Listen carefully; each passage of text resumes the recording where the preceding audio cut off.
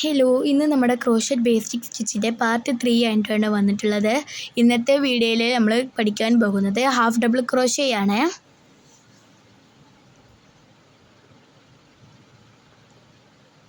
പിന്നെ നമ്മൾ എപ്പോഴത്തെയും പോലെ സ്ലിപ്പ് നോട്ട് ഇട്ടെടുക്കുക.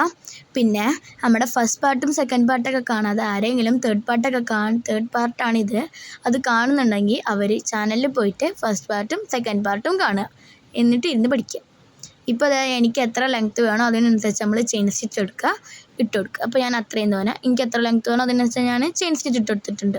ഇനി നമ്മൾ ഇതിന്മേലാണ് ഹാഫ് ഡബിൾ ക്രോഷ്യ വർക്ക് ചെയ്യാൻ പോകുന്നത്. ആദ്യം നമ്മൾ യാൺ ഓവർ ചെയ്യുക, എന്നിട്ട് രണ്ടാമത്തെ ചെയിൻ സ്റ്റിച്ചിലോട്ട് ഹുക്ക് ഇൻസേർട്ട് ചെയ്യുക. എന്നിട്ട് നമ്മൾ വീണ്ടും യാൺ ഓവർ ചെയ്ത് വലിച്ചെടുത്തതിന് ശേഷം അപ്പോൾ നമുക്ക് 3 ലൂപ്പ് കിട്ടും. പിന്നെ നമ്മൾ ഒന്നും കൂടി യാൺ ഓവർ ചെയ്തിട്ട് ആ 3 ലൂപ്പിൻ്റെ ഉള്ളിൽ കൂടെ വലിച്ചെടുക്കുക. ഈ സെയിം പ്രോസസ്സ് തന്നെ നമ്മൾ എത്ര ചെയിൻ സ്റ്റിച്ച് ഇട്ടോ അത് മൊത്തം കംപ്ലീറ്റ് ചെയ്യണം.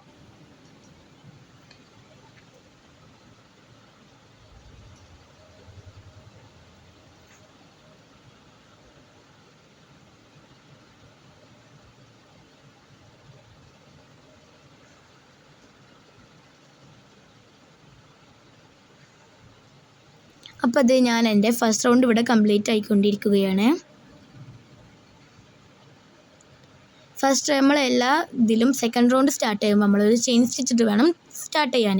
എന്നിട്ട് നമ്മളത് തിരിച്ച് പിടിച്ചതിന് ശേഷം മാത്രം നമ്മൾ സ്റ്റാർട്ട് ചെയ്യാം. യാൺ ഓവർ ചെയ്യുക, ഹുക്ക് ഇൻസേർട്ട് ചെയ്യുക, വീണ്ടും യാൺ ഓവർ ചെയ്യുക, വലിച്ചെടുക്കുക, വീണ്ടും യാൺ ഓവർ ചെയ്യുക, 3 ലൂപ്പിനുള്ളിൽ കൂടെ വലിച്ചെടുക്കുക. അങ്ങനെ നമ്മുടെ സെക്കൻഡ് റൗണ്ടും ഇവിടെ സ്റ്റാർട്ട് ചെയ്തിട്ടുണ്ട്. അങ്ങനെ ഇതേ നമ്മുടെ സെക്കൻഡ് റൗണ്ടും ഇവിടെ കഴിഞ്ഞു. ഇനി നമ്മൾ തേർഡ് റൗണ്ടിലോട്ട് നമ്മൾ സ്റ്റാർട്ട് ചെയ്യാൻ പോകുമ്പോഴും നമ്മൾ ചെയിൻ സ്റ്റിച്ചിട്ട് തിരിച്ച് പിടിച്ചിട്ട് സ്റ്റാർട്ട് ചെയ്യാം. ഈ സെയിം പ്രോസസ്സ് തന്നെയാണ് നമ്മൾ റിപ്പീറ്റ് ചെയ്തുകൊണ്ടിരിക്കുന്നത്. തേർഡ് റൗണ്ടിൽ നമ്മൾ ഹാഫ് ഡബിൾ ക്രോഷ്യ തന്നെയാണ് ചെയ്ത് കൊടുക്കുന്നത്.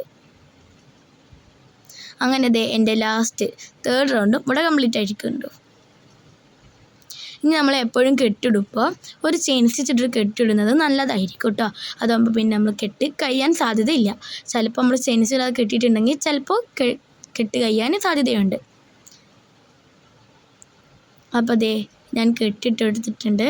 ഇനി ഞാൻ ഇത് വെച്ചിട്ട് ഒരു ബോ ഉണ്ടാക്കാമെന്നാണ് വിചാരിക്കുന്നത്.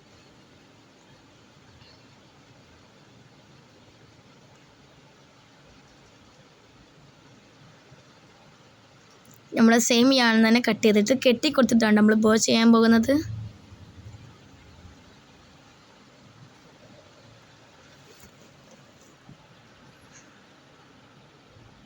ഇങ്ങനത്തെ കുട്ടി കുട്ടി ബോക്കൊക്കെ നമുക്ക് കീ ചെയിൻ ആയിട്ടൊക്കെ യൂസ് ചെയ്യാം.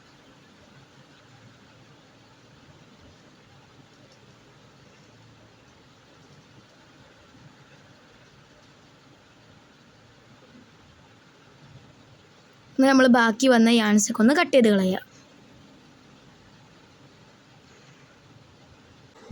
അപ്പോൾ ഷെയർ ചെയ്യാൻ മറക്കണ്ട. Okay, by.